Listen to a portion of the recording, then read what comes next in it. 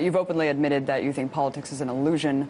You don't vote, or I don't know, at least you didn't used to. No, I don't believe that the vote is what they tell us it is. And yes, and I've come out against the idea of voting without knowing the facts, without having a grasp on what the candidates represent. I have voted in the past, and I may vote in the future. But I'm not one of these people who thinks you should vote all the time, and just because people died for the right to vote. I don't think that's a good enough reason to cast your vote.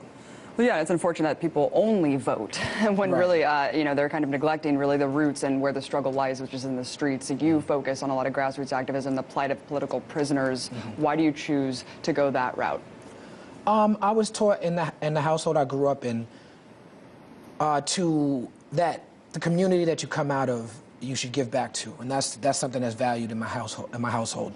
Just from my perception, being a young black man growing up in Brooklyn, prison and the prison industrial complex seems to be one of the biggest drains on our society. It seems to be a problem that you can have a direct effect on with activism, grassroots activism, and even, you know, possibly voting. You know, if there's some sort of block vote or some sort of activist candidate who makes its way to the top.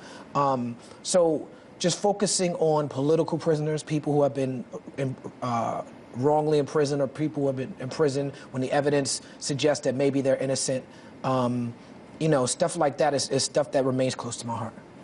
I don't think a lot of people realize how bad it is here in terms of the prison industrial complex. I remember reading The New Jim Crow, and really more black people are in prison today than were enslaved back during slavery. Why? Why are there 25% of the world's prisoners here in America? Well, prison is for profit, and, you know, America, you know, a small group of people get rich off of imprisoning people, and the labor and the jobs it creates in these towns and stuff. And you know, it's also, this is a country that was built on slave labor. You know, sort of like the backbone of this country is like we have an intrinsic value system that celebrates giving people nothing and extracting everything from them. And because of it, we've become the greatest country in the world. So when slavery was ended, America naturally formed a replacement for slavery.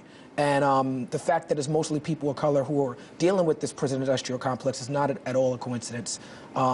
It is the new Jim Crow. When Michelle Alexander wrote that book, she was saying things in an academic way that people in the streets or people in the hood have been knowing and feeling in their bones and in their hearts, but she just expressed it in a way that people could read it and be like, okay, I see the connection clearly.